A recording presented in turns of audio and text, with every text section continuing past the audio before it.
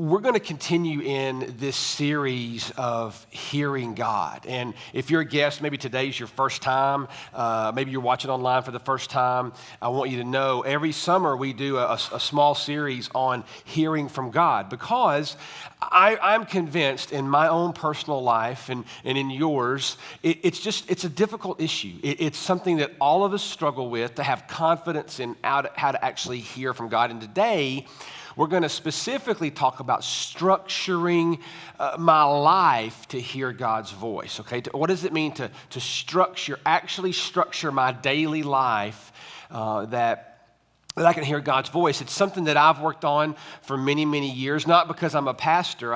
It's because I really do want to hear from God. And so I have to take that seriously. And so I'm going to talk to you this morning about how that looks. You know, if you drive up 65 North and you're on your way, you know, to Brentwood or Nashville or beyond, you've inevitably seen that big radio tower right there at Concord Road, right? I mean, that joker cannot be missed, right? That thing is huge, and there's some pretty cool history behind that thing. It's the radio tower for 650 AM, and it broadcasts, I mean, it's just huge radio signal, and it was a diamond shape that had kind of never been done, and from what I read up, and when I actually looked into it a little bit, but one thing's true about that tower right now, right this very moment, 24/7, is throwing out a signal.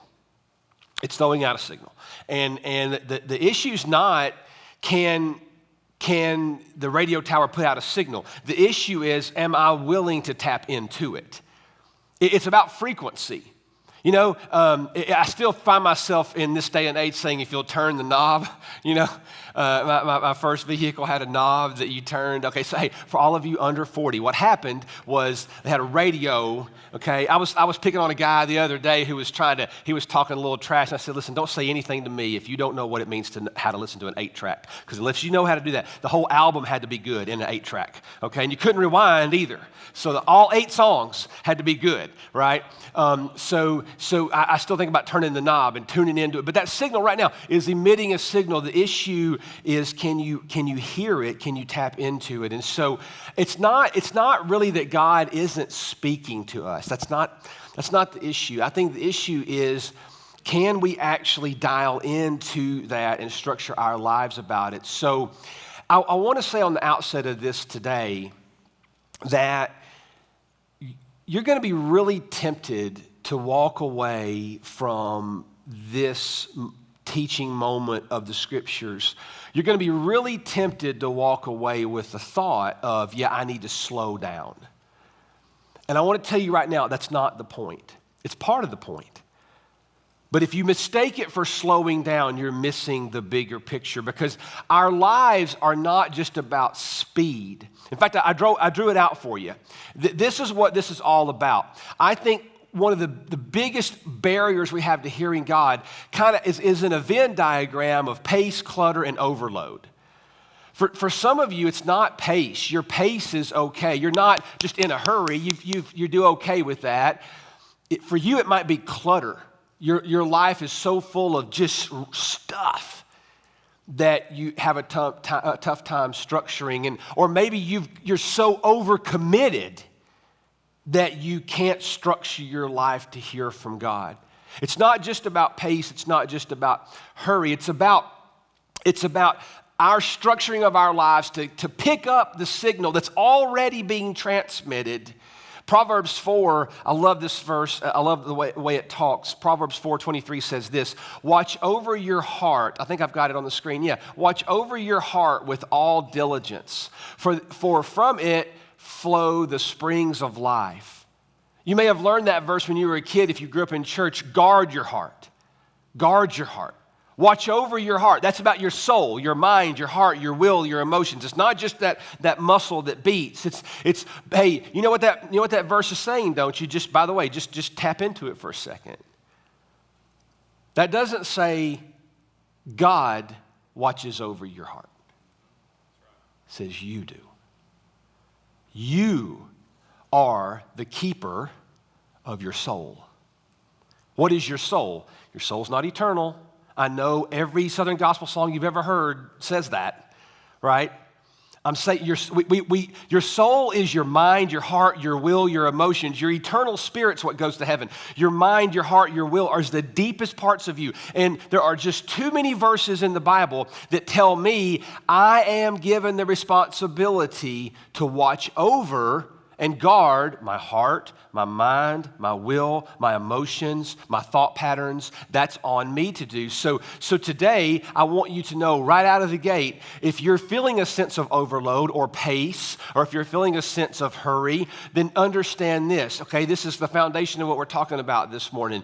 You can replace lethal habits with life-giving habits. Did you hear me?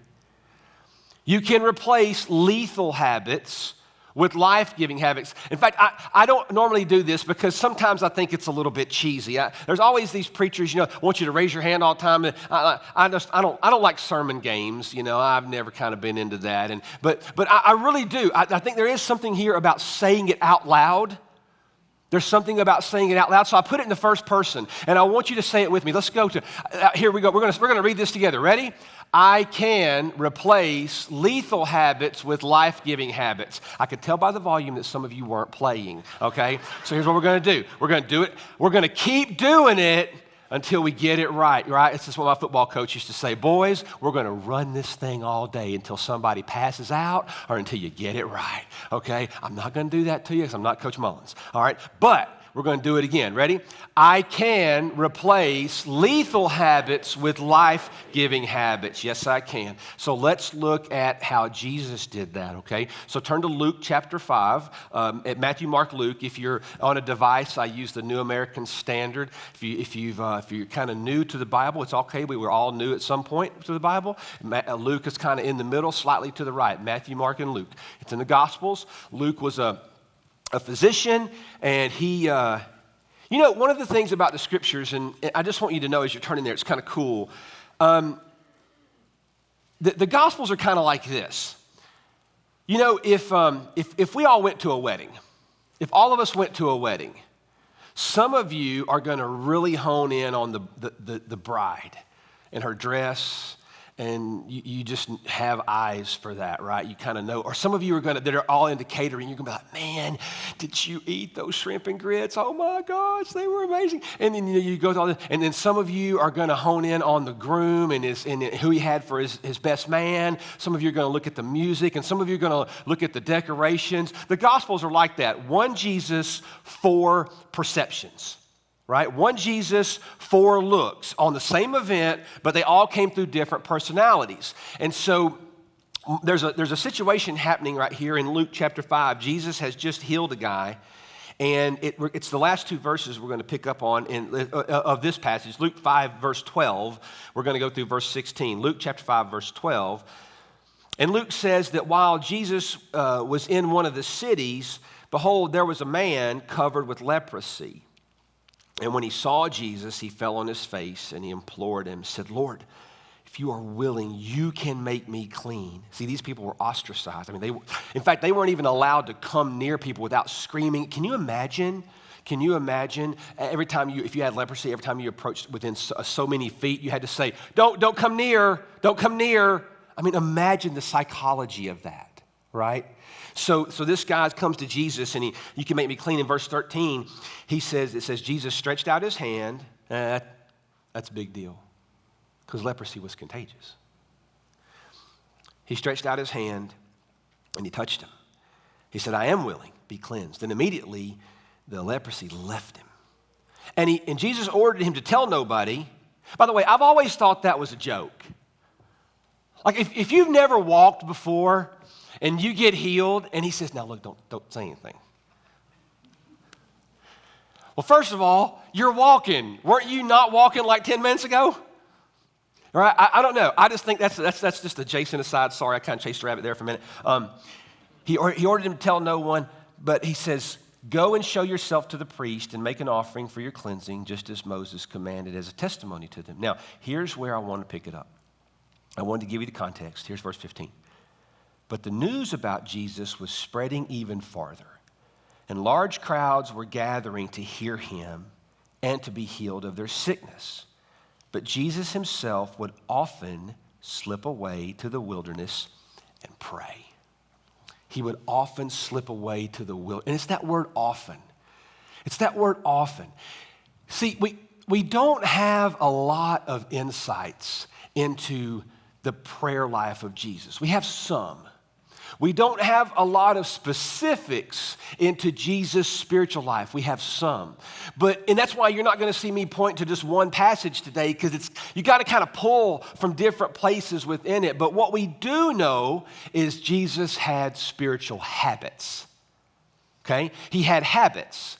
And so we want to look at some of those habits. And one of the biggest habits that Jesus had was margin. Did you hear me? He had margin. Meaning, he created margin in his life. There wasn't a sense of overload. I never get a sense by reading the Gospels that Jesus was out of breath. Right? I never get a sense from reading the Gospels that Jesus got home and he said to his friends, I worked all day and got nothing done. All right? In fact, Jesus gets to the end of his ministry career, and what did he say? It's finished.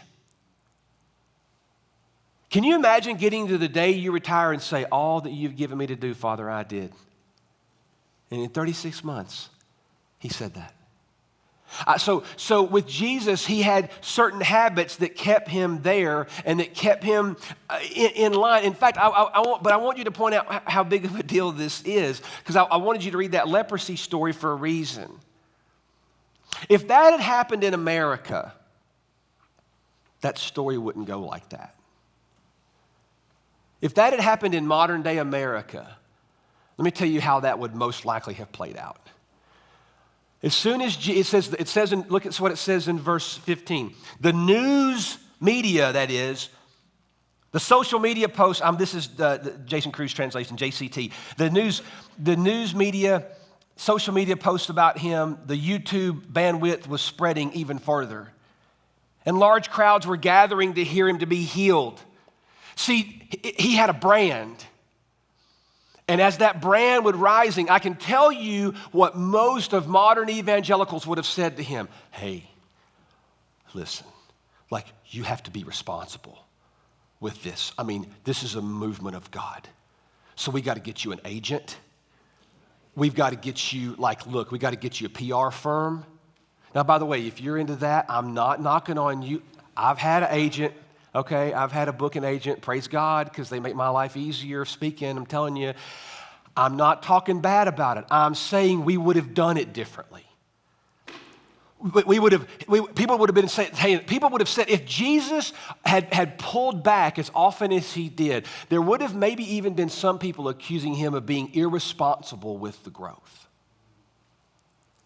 But it says Jesus often pulled away. It doesn't mean that we don't need marketing. It doesn't mean that we don't need agents. It doesn't mean that we don't need a marketing plan. I'm not saying that. What I'm saying is, as his brand grew, if you want to call it that, and it feels kind of weird to even talk about it like that, but if you look at it that way, notice how Jesus didn't conform. Do you pick up on that? That he didn't conform to that. You see, he didn't, and this is really important for you to know. I get the sense from reading the Gospels that Jesus pursued oneness with God, and he created margin in his life in order to get it. Right? See, he pursued oneness with God, the Father, and the way he went about that was to create margin in his life in order to get it. Because what he wanted was the presence of God and the oneness with God. And let me tell you why that's so critical. Understand. Remember I told you just a minute ago, if you walk away thinking I need to slow down, you're missing most of the point. If you walk away thinking I need to just do this better, you're missing most of the point. Jesus created margin in his life so he could have oneness with the Father. And you know why? Because the enemy seeks to separate. Understand that. You have an enemy. Jesus said in John 10:10, that the thief comes. Love that phrase. Whether you want him to or not. I've even seen Christians say, I just don't really believe in all that spiritual warfare stuff. And I said, you know what? It really doesn't matter. It doesn't matter if you believe in that. I've even had people say before, why do we talk a lot about principalities and authorities and the Holy Spirit here? Yeah, because it's the ball game. If you don't know how to navigate that, you're already in trouble. But see, the enemy doesn't come at you, oh, this is important. I'm like, okay, look, don't get mad at me. If you can, I can take it. It's happened before, usually weekly. But I'm going to tell you something. The enemy doesn't just come at you with really bad things, because the enemy seeks to separate. So if he can separate you with a bunch of good stuff that just isn't eternal, he will. If he can separate you from the Father with a bunch of overload, you've got a workload, you've got new revenue streams coming in like crazy. The money is rolling, baby. You are having to hire people constantly. You're having to get all. If he can separate you from the Father, he doesn't care how he does it.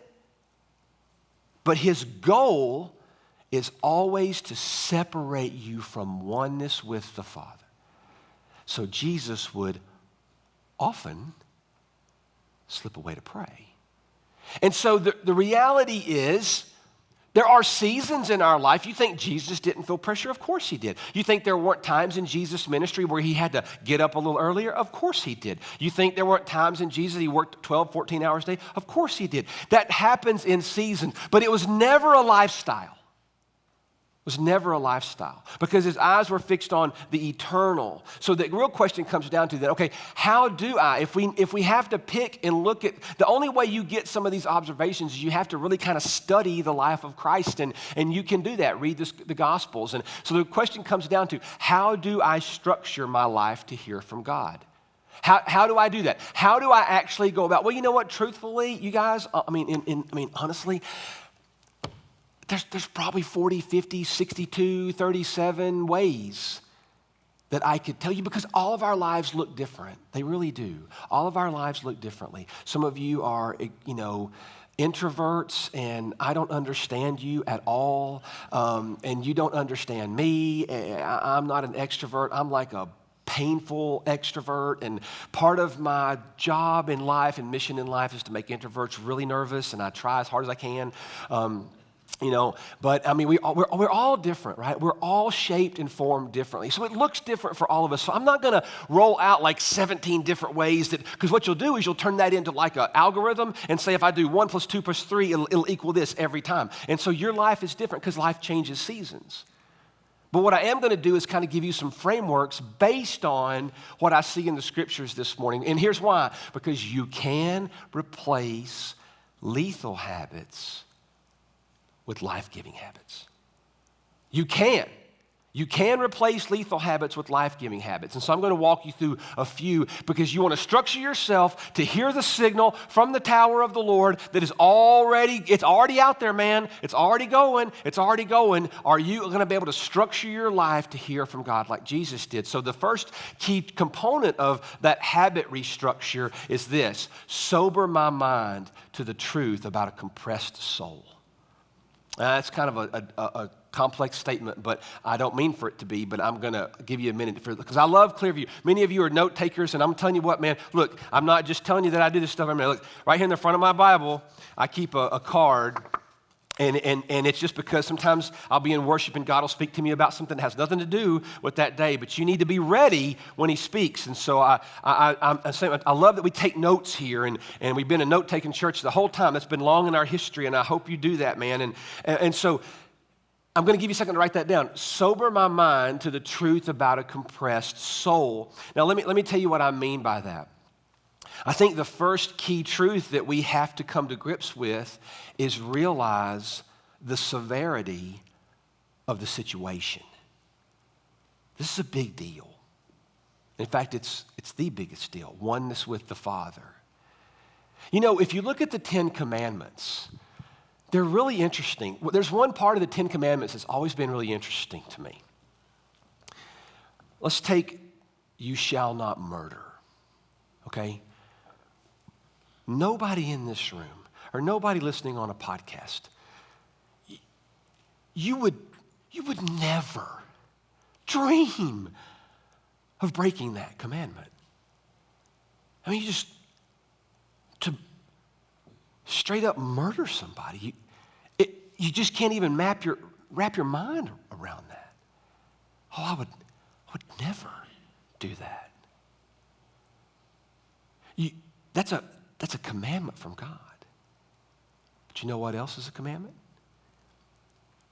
You shall honor the Sabbath and keep it holy. And I've always found it fascinating that we get deeply moved at the idea that we would murder, but we don't give two blinks to not honoring the Sabbath. And you know who's that's the hardest for? All of us that lead this place. It's really hard. We have to find different ways to do it. But why did God put Sabbath in the commandments? Because he knows. Because he knows we are prone to replace him. It's in the first and second commandment. Love me. Second one, don't replace me. You'll have no other gods before me. Why would God say that? Because he knows we're bound to do it. And Sabbath is one of those ways that when we put margin, what is Sabbath? It's margin. When we put margin in our lives, then it brings us home. It brings us home. It lets us know that our work isn't eternal. It's work, it's important. But our daily jobs, they're important. People are eternal. My job isn't. Did you hear me? People are eternal. My job isn't. Aren't you glad your job won't be in heaven? Come on. Boy, I just turned some Baptists into Pentecostals right there. Yeah. Over in the chapel, y'all didn't see it. There were 5 people started speaking in tongues right there. I mean, it was awesome. Hey, but listen, man. So there's margin. So let me show you a verse real quick about how this plays out. Proverbs 19. Also, it is not good for a person to be without knowledge, and he who hurries his footstep errs. Now, I want to tell you, I don't often bring this up. You probably haven't noticed this, and I'm glad you haven't, but I don't often refer to the Greek and the Hebrew a lot up here. You know why? Because you have a really good English translation. You really do. You've got great English translations. And I don't want you to think always, but look, unless you're like me, unless you know the Greek and the Hebrew, you just don't have access to the good stuff, because that's not true. Okay? I use the original languages to help me understand it better. But you can have confidence in your English translations, especially the solid ones.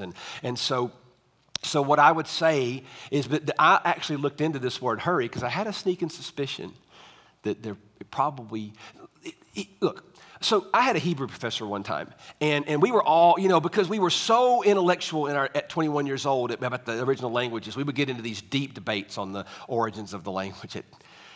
It was pathetic. And our professors were so good at that, and I'm going back a long time, but I remember Dr. Ellis one time in Hebrew, and Bob Ellis, and he was letting us go on and chop about this Hebrew, and we were arguing with each other about the original root and the syntax and all this stuff I work really hard to forget. And he said, and our class was full of men, and he said, he looked just like Groucho Marx, by the way, if that helps you any. He said, fellas, look, and you knew something was coming, right? Fellas, look. You've got this cosmic God with a cosmic vocabulary, and he's squeezing it down into a language. Right there alone, you got problems. We're doing the best we can with what we've got. And I never forgot that. We're doing the best we can with what we got. So sometimes there's words that don't always translate to English just perfectly. If you know another language, like there's some words that, I can speak a little redneck Romanian, and there's words that they get on me all the time when I speak Romanian, and I'm like, it's Southern Romanian, man. You got to go with it. So there's words that don't translate. And then this is kind of one of those words. And that word hurry, you know what in its like most wooden sense really does get to? pressed or compressed. The person who is pressed errs, meaning packed down, overloaded, mashed together. Am I describing anybody's life right now? Can I get an amen or an oh me? Look, right? It's pressed together, pressed together, pressed together. So in effect, a short way of saying this in Jason's own words let's look at the next one. I would say earthly overload creates eternal error. That's kind of the short version of that verse. Earthly overload creates eternal error. Now, I don't mean like as in whether you're saved or not. I'm saying literally, if you are so overloaded here with no margin in your life, you are bound, based on Proverbs 19:2, you are bound to have error. Let me ask you a question.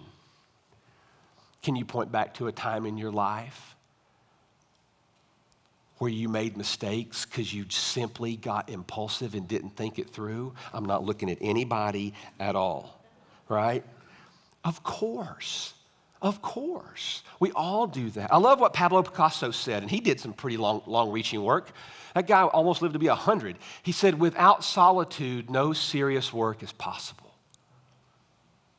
Wow. Without solitude, no serious work is possible. I give our staff here, they know they have a green light 24/7 to depart. They do. You know what, some of you that lead businesses, you know one of the most refreshing, life-giving things you could do to your team? Give them a green light to pull away and really solve an issue. Go away for a couple days, get in a hotel room, don't come into the office for 2 days, go to Radnor Lake, don't go to the office for a day or two, go to Tim's Ford State Park. Do something, snap the rhythm. Snap the rhythm. And you've got to give yourself permission as a leader to snap the rhythm. You got to give yourself permission. You know why? Because you've heard this old term, I'm so busy working in the business that I can't work on the business. I don't know if he still does it, but I don't know if it's still a habit, but Jeff Bezos, I think he's doing okay. Jeff Bezos created a habit of every Friday he took no appointments. None. Richest man in the world. But he used Fridays to think. You know, they said Abraham Lincoln, one of his closest friends, said, Abraham reads less and thinks more than any human I've ever met. They said when he would encounter a problem, he would often abandon everybody and go away for days to, as he said, ponder. So that when he came back, he had clarity.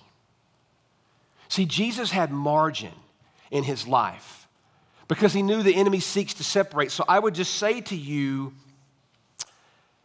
understand it's more than time management. And I look at another part of Jesus' life that I think is really important right here, and I would say it to you this way, just another observation about the life of Christ. I would say be present. Jesus was present. If you want to structure your life, what's the goal today? Learn how to structure our lives to hear from God. So we have oneness with God. That's the goal. We want oneness with God. It's not about slowing down. It is about oneness with God and hearing God's voice. And if you want to do that, one of the ways I've tried to learn to do that is to be present in the moment. And I'll be honest with you, that's really difficult, especially for a guy that whatever happened to me on the day God made me, I don't know why he did it, but I am overloaded with hyperness, okay? Any of you that have kids that you worry about their incredible extreme hyperness, listen, look at me, baby. I turned out awesome, okay? Come on, that was a really good joke. That was good, right? No, seriously, right? My daddy told me in college, he said, listen, if we had a name for that, you'd have come, in 1977, you'd have come home from kindergarten every day with a note pinned to your shirt saying, please do something with your son. Right? My dad said, you were just hyper. I knew it.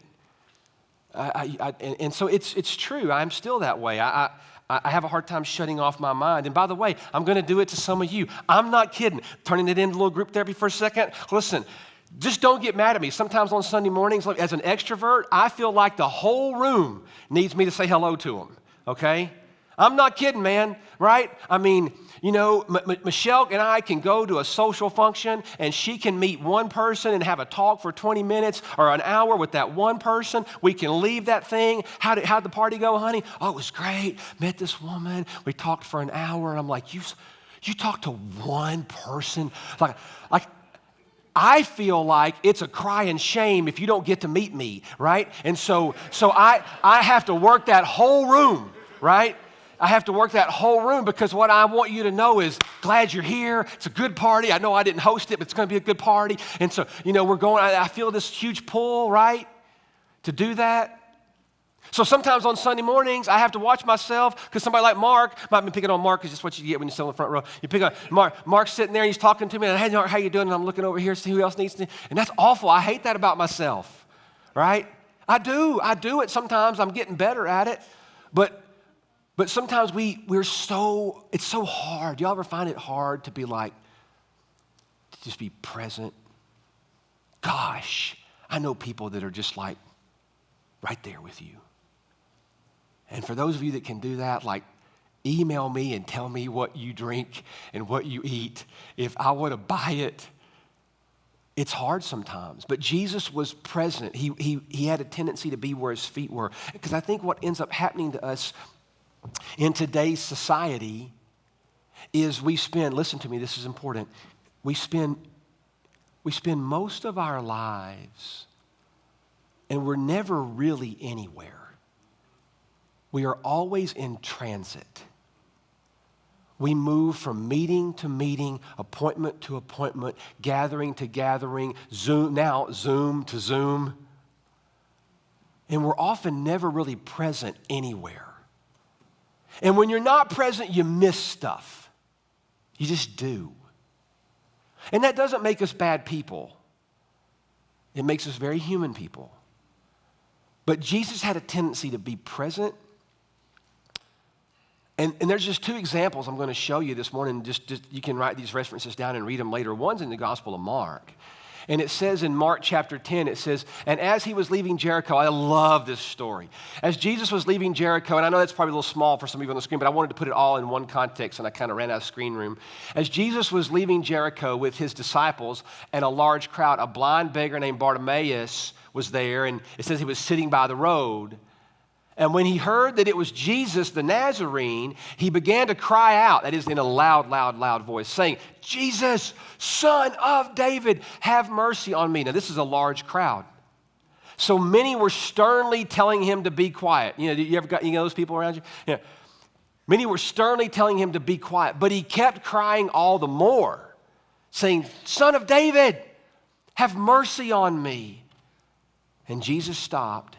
And he said, call him here. Now, in a large crowd, full of noise, full of people gathering, full of people yelling, Jesus had the presence to be present. And he heard this guy screaming. He was screaming, Son of David. It was an acknowledgement to, I'm pretty sure I know who you are. So he's screaming out. And Jesus had the wherewithal to hear it. You know what? Here's another one that I really, really love. This is one of my favorites about Jesus being present. It's in Luke 8. It's about the bleeding woman. It says, as he went, the crowds were pressing against him, okay? Let's stop. Don't read forward. Think about it. There's so many people. It's like you ever been to a concert where you're like, okay, wow, I can't move. Like I actually can't move. There's this many people around me. It's awful, okay? And a woman who had been hemorrhaging for 12 years, and could not be healed by anyone, she came up behind him and touched the fringe of his cloak. And immediately her hemorrhage stopped. And the Bible even says power went out from him. And Jesus said, who is the one who touched me? Now, if you go on and read the rest of that story in Luke chapter 8, one of the disciples, I think it was Peter, said, Lord, there's a crowd. It's code for, hey, Jesus, everybody's touching you. Like literally, they're just, because there was a sentiment in that day, there was a mindset that because they knew he could heal people, if they could just touch him, maybe they could get some of that. I mean, no kidding. There was some idea there that if I could get near the healer and just touch him, maybe some of that will happen to me. So people were constantly reaching out. They were patting him and touching him and all this stuff. And so he's going through this crowd. And he's being hit, and the disciples are trying to protect him. And this one woman who doesn't want to be noticed, she slips in from the back. She touches him. Whew, power comes out. Who touched me? In a world of people, of overload, people touching him. Somebody touched me. Yeah, Jesus, we know. Everybody's doing that. No. Somebody with faith touched me. That's different. So he was present in the moment. And I think Jesus modeled it for us really good about what it means to be present. And I think the reason he could model it is because I get this overriding sense in the life of Christ that he just didn't conform to the cultural flow. He really didn't conform to the cultural flow. Everybody was trying to push him one way and get him to be one way. The disciples, more than once, came to him scolding him, "Where have you been? People have been looking for you. We can't find you." And he would say, "Hey, you know what? That's true. Let's go further over the lake." Was he being mean? No, he wasn't. But he had the presence of mind to be present about what God really called him to. You want to know why we talk so much about you finding your purpose?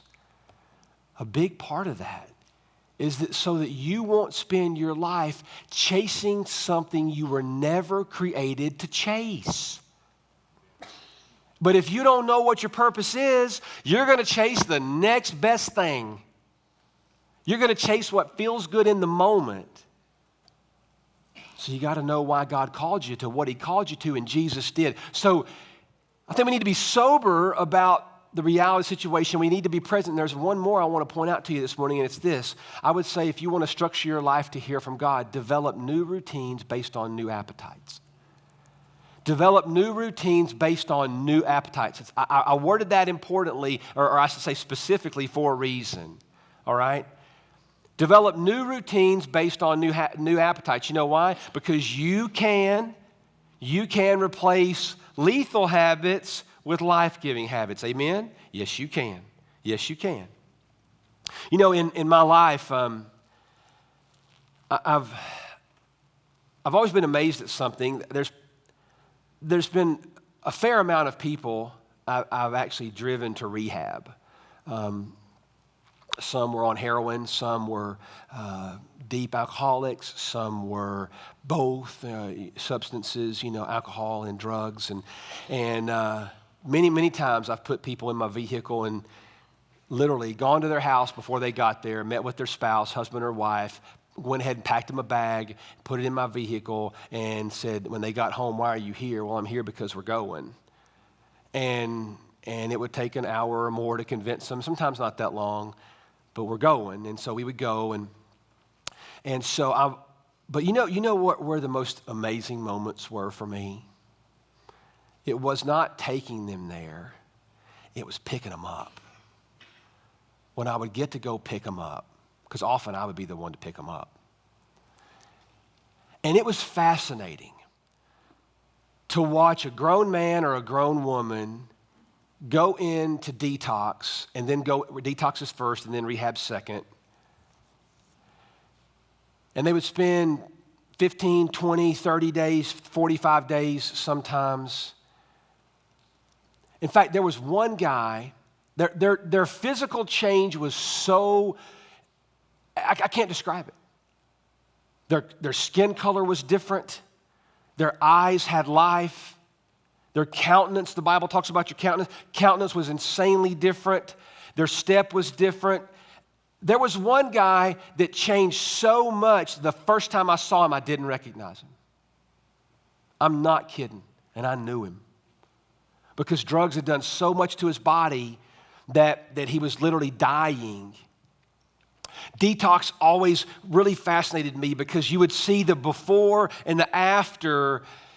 You would see the lethal habits be replaced by life-giving habits. And it made me think of that when I was putting this together, that Yeah, many of you in here, not all, many of you, though, are not on a substance. Many of you are not alcoholics. Some of you are. But the truth is, all of us, it doesn't mean that just because we're not going down the road of substance abuse, it doesn't mean we don't have lethal habits that take away life. Well, we do. All of us do. And we got to be mindful of that. But you can replace lethal habits with life-giving habits. And so, and the scriptures tell us that we do have the power to be transformed, Romans 12. So how do we actually do that? Well, I think the easiest way to do that is you got to develop new routines for new appetites. Remember, I told you, Jesus wasn't creating margin in his life just so he could be less stressed. He was creating margin in his life to be one with God, to be one with God. So I'll tell you, I could list off 100 habits that we might replace a new routine, but I am going to give you one. I'm going to take a little privilege here. I am going to give you one. And I'm going to give you this one because I'm firmly convinced there isn't a single person in this room, including Jason. There isn't a single person in the chapel. There isn't a single person watching online on YouTube or anybody listening months later on a podcast. There's none of us in here that this does not affect. Okay? There is one quick, fast, and immediate area that you could replace a lethal habit with a life-giving habit. And it starts with your phone. It starts with your phone. They call that thing wireless. No, you're chained to that thing. Some of you are chained to this much. Some of you are chained to this much. Some of you are chained to this much. We are tethered to that thing. That phone isn't evil, and the phone isn't good. The phone isn't a demon, and the phone isn't holy. It's just a phone. But I have constantly got to remind myself, I own my phone doesn't own me. I own my phone doesn't own me. Y'all, the data that is coming out in the last 5 years on what that is doing to our actual brain is horrifying. So I want to tell you, stay with, and I'm not picking on anybody. I'm saying I'm living this with you. I am in a constant battle in this area, okay? But I'll tell you, here's why. This is why I think it's such a big deal. Yeah, Jesus didn't have a phone, but I don't know. We all had phones. I tell you what, none of us in this room are rock stars, because that's exactly what Jesus was in that day. Everybody wanted a piece of his time. Everybody. So he didn't have a phone, but he did have that. So I can tell you, when it comes to our phones, this is where my conviction is.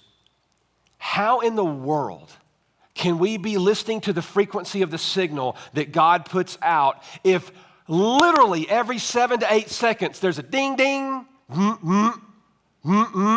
somebody needs me. Somebody needs me. And you know what they're saying? Handle my problem. Handle my problem. Handle my problem. Answer me now. Answer me now. Handle my problem. I need you. I need you. Email. No wonder we're neurotic. I mean, they're telling us now in all this data that the brain is only going about 15 seconds at a time because it's having to reset constantly because we get notifications all the time. Even in your sleep. Don't raise your hand. How many of you leave that stupid notification dinger on and you wake up and you got a text message, and usually it's from some person you don't know who got drunk the night before and mistyped a number, and they're telling you to come pick them up, because they're at some club downtown Nashville, like, I don't even know anybody like you, and who are you? Or you get some random, I got a friend of mine, he stays up till like 4 a.m, and he's prone to text me at like 3 a.m, and I'm like, dude, not me. I don't get up at 4 a.m. unless I get a chance to shoot an animal, all right? It's the only time I get up that early, all right? So, and that's only in duck season. So, but what happens to us, right? We're constantly having these things pull at our brains, and they're constantly tackling at us. Let me tell you what I did about 4 or 5 years ago. First thing I did when I got overloaded, listen, I live this stuff. I'm not just preaching, I live it. First thing I did a few years ago, you know what I did? I went into my phone, because I own my phone. I paid for it. It didn't pay for me. Only Jesus paid for me. Amen? I paid for my phone, paid Apple. Good. Well, real good for a stupid phone. And so I went into my email account on my phone, and I just disconnected all accounts. Like, nobody got mad, and if they did, they couldn't tell me. It was awesome, right? Now, I still check email, of course, but it wasn't right? You know what I also did? I went in there and I took off all notifications on everything except my ringer, and I only turn it on when I want to. I keep my phone on silent. I miss some calls sometimes. Yeah, I do. 20 years ago, if you called me or I called you and I left you a message and I said, hey, Eric, I hope you're doing well, man. I left a message on your machine at home or maybe at work. And hey, man, give me a call. I had a question about something. A day or two went by, and some of you that are real prompt, you got back the same day, but a day or two went by. I wasn't mad at Eric, Another guy sitting on the front row, I'm picking on the guy on the front row. Don't sit on the front row. It's a new lesson for all you guests. So if he didn't call me back for a day or two, it's no big deal. Now, hey, brother, I've been texting you for an hour. I called you 4 times, and I know that you know that you know that I know that I called you, right? It's making us wicked people. We have no patience for anything, right? We don't. I own my phone doesn't own me. And if you want to hear from God, friends, it starts with you creating mental space. Had a guy one time, I was really struggling with this. And while we were at lunch, I said, he's like, man, my phone's going off all the time, man. And we were talking, he worked for a big corporation, and he said, I'm answering emails 8, 9, 10 o'clock at night. And so as we're eating lunch, he goes to the bathroom. So I noticed he left his phone unprotected or whatever. So you know what I did? I went in that joker, and I just disconnected all his email accounts. Right? Don't ever go to lunch with me. I will, I'm like, you called me, man. So I did. For the next 15 minutes, we had this amazing conversation. And I said, hey, he said, man, I was like, hey, by the way, last 15, 20 minutes, we've really talked. By the way, I disconnected all your email accounts. He literally got mad and panicked. He said, I don't know that I'm allowed to do that. I said, is there a contract between you and your employer that says you have to be accessible 24/7? No, but I can't, I've got sales issues. I said, yeah, you do, always, forever. And he panicked. If you don't think this stuff is real, let me tell you, when I first disconnected my email notifications from my phone, you know what happened to me? This is when I got really embarrassed. Really embarrassed. I pulled up to the red light. I don't know why I remember this vividly, but I was at 96 in Mac Hatcher. Pulled up to the red, this a few years ago. I pulled up the red light, 96 Mac Hatcher. The red light comes, and the first thing I did, wasn't driving. I'm in line at a red light. I reached for my phone, and I hit my email, and I went, oh. It only took 4 seconds of stopping for me to look to fill that time with something else. Do you hear me? It only took 4 seconds of slowdown to tell myself, I got to check on something. And I did that 5 or 6 times for the first week until I finally realized, holy smokes, I'm like the Pavlovian rat. I'm just tapping the thing to get more morphine. But I'm telling you, I did it, and I've kept it that way. You have to develop new routines for new appetites. So when we look at the life of Christ, we see that Jesus did slow down. But I want to say this to you, and I wrote it down so I remember to say it this way. Jesus didn't use slowing to unplug. Jesus used slowing to plug in. He created margin in his life so that he could plug into God. And you can still work a full day. You can still check your email every hour. You can still do whatever you want to do, but you have to somehow you got to create a new routine based on new appetites, because the issue, you guys, with a pressed soul, Proverbs 19, the issue with a pressed soul is not a time issue. It is a soul dysfunction issue. Time is just a symptom. You have to have a new appetite. I heard one guy say, a hurried life is a symptom of a hurried soul. And he's right.